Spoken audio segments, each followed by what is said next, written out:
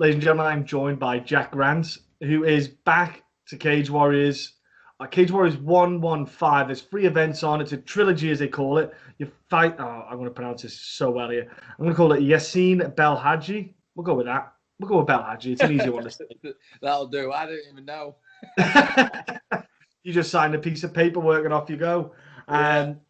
Look, you're in Germany. So, firstly, how did Germany come about as a gym to pick? Because obviously, there's tons of gyms around Europe. Obviously, a lot of people go to All Star Gym in Sweden. So, what made you guys look at that gym where you're at now?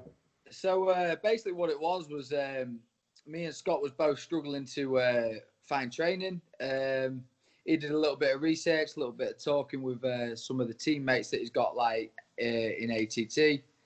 And we ended up coming here. So, yeah, as simple as that, really. Oh, nice. And was it the restriction in the UK that you found? Is that what the issue of how you were having? Yeah, it was just tough, man. It was like some gyms are, doing bits, but it's all it's small numbers and things like this, So we needed to get away from that, and obviously we need to be 100%. So. Yeah, you need to be as sharp as you can be. Last thing you want to be in there is being a little bit rusty because you've had a bit of time off. Yeah, for sure. I'm sure we'll see that with some of the sports when sports athletes return, maybe like the NFL, that's returning soon. So I'm sure we might see something like that. We might see some kind of rusty from players not maybe playing as much. So with Germany, the guys you've been training with, you've been training with some absolute murderers. Did you get a lot out of it? Did you guys just kind of treat it as like a learning experience as well as a training camp? Yeah, it's it's really good. Plenty of really good fighters here. The facility, the team, everything. It's we're really impressed, and we've enjoyed it. And still a bit more time to go, but we're just embracing the grind and just we're working hard out here. So that's the main thing. And Sodic is at that place, isn't he? He's a decent little guy, isn't he? Yeah, so like one of the one of the top welterweights, KSW world champion. Phenomenal. There's so many good fighters here. It's brilliant. It's going really well, and like I say, you do need good training partners. So we've got abundance here. Have you been watching a bit of Alvina saying "Pet the brush up on your German"? I'm guessing. No, we're shocking, man. You just point and speak louder in English. Yeah. Well, I speak broken English. Obviously, your last fight was a war against Jai Herbert, and then you had a couple of grapple and bounce after that, which was fun, obviously, to do in the background, obviously, of MMA. Yeah. With your war that you had with Jai Herbert, what have you coming into this fight with? Because obviously your opponent Belhadj, he's got 2 losses on his record, which are submission losses. Yeah. Has that played any kind of thought into the game plan at all? Not really. I haven't really overly looked into that because I just want to go out there and just enjoy the fight. I want to tap hands and get striking, and also show people that once I get loose, I'm dangerous standing too. I believe I've already fought some of the best strikers that Cage Warriors have. So, yeah, looking forward to it. It's going to be a different experience. This guy's got like a taekwondo style, so expecting some kicks. But yeah, no problem. Nothing new. I've been training that long now. I've seen most styles before, so just looking forward to it. You're trying to say that you're long in the tooth. Is that what you're trying to say? Yeah, I'm not an up and comer anymore. I'm old. With obviously COVID, what did you find in COVID? Like, obviously, some people maybe found new hobbies. Some people found that they got the quality time with family. Did you yourself get anything out of the COVID kind of lockdown thing? Yeah, bad liver. Yeah, no, to be fair, I was training hard for a fight. I was away in Holland and stuff, and really putting it in. And I come back and everything shut down. To be honest with you, I've never been so static in my life. I just played the PlayStation and drank. I'm not going to lie. I wasn't doing all that COVID workouts and whatnot. So coming this way on, yeah, I had to work hard to get out of that, and yeah, back in prime health now, and just ready to go. You're not the only one. I did the COVID diet where I'd have a cup of tea, sitting working from home with a pack of biscuits. Not a biscuit, a pack of biscuits. They're gone. Chocolate bourbons, custard creams, smash them out the Yeah. park. Think about it. Now I'm in a Tim Sylvia weight belt class, super heavyweight. Look, a lot of people did different things, and that was what I was kind of curious about because, like, some people got some really good family time. Some people got some bits out of it where they got to analyze their own game, maybe, and you kind of thought, you know what, I could work on. I might want to go back to training, focus a little bit more on X, Y, Z.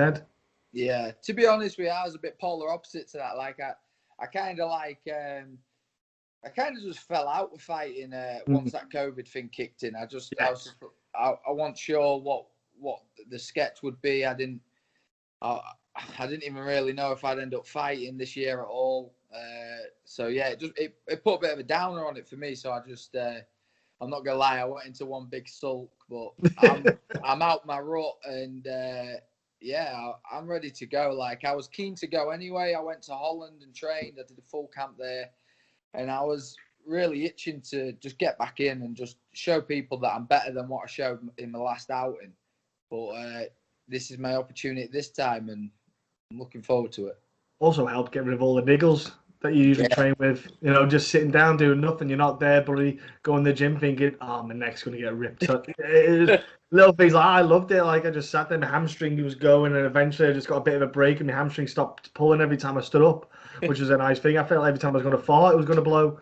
Uh, but with that, like Holland just said there, was that a lot of the kickboxing focus? Was that yeah. kind of So I just that? went out there. I just wanted to, yeah. I just after that last fight, obviously, Jai did a real good performance and was 100% the better guy that day.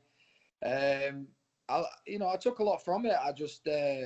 I realized, like, do you know what? I've got a hole here. So I went to Holland and I trained with some of the best kickboxers in the world at Nick Emmers. Mhm. And yeah, it really boosted me confidence being around Nick and people like that, and giving me tips on things, and just made me realize I'm not a million miles away from where I want to be striking. I just need to drill it more. I'm so obsessed with grappling, like I Yeah. neglect my striking, and it got highlighted. So I'm I'm fixing it. Well, that's the kind of thing with a fight game. If you can control where the fight goes, you have a huge advantage if you can get the takedown. But also, if you can hold your own, if you can bait people into the strike, and you can then find the setup for the takedown that you ideally want, a lot easier. You're not having to force a takedown. It kind of invites itself to you. Yeah, 100%. I think having good striking will help you get achieve takedowns as well. And yeah, like you say, it makes the wrestling easier when you can punch, because obviously they start to lift the hands high, Yeah. which makes the double leg and the hips very available. So, but yeah, With with 155, obviously Mason is jumping up to 170 to face Adam. What did you think of that little matchup being made? yeah, I think that's a great move.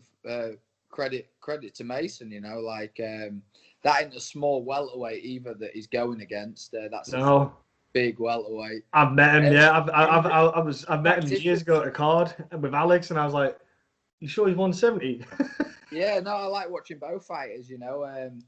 Obviously, Adam Proctor, he's a sniper. He's really tidy, does everything right. And then Mason, I think Mason's a bit of a whirlwind. I think it's a great clash of styles. I'm really interested in that fight, and yeah, massive respect to somebody that's going for two belts. Like goals. That's what I want to do. Stuff like that. Yeah, and the thing is, cage warriors opportunities there as well. Yeah. The opportunity presents itself quite often. And for yourself, I suppose, after your Jai performance, you're now, which I thought was actually quite a cracking fight. I really enjoyed the fight. Obviously, I know it didn't go your way, but what I mean is, as a fight, it was really enjoyable to watch. It was a cracking kind of clash of someone fighting for the grappling and someone fighting, and I thought I really enjoyed it myself. But you obviously want to get back in the W column. You want to just get a little Yeah, bit. You want to get a absolutely. bit of momentum going, so to speak, before you even jump to that. Yeah, without a doubt. Yeah, I mean, I could go on about it and stuff like that, but I just feel like I just didn't get going. I felt Mm. like it's just one of those things. He was the better guy that night, and I just need to evaluate it and just learn from it. And I went away to a top striking gym. So in a way, I have had two camps, including this one now. Just haven't had a fight yet, unfortunately. Actually, weirdly enough, I went to Holland and all I did was train kickboxing. I came back and had a grappling match. Yeah.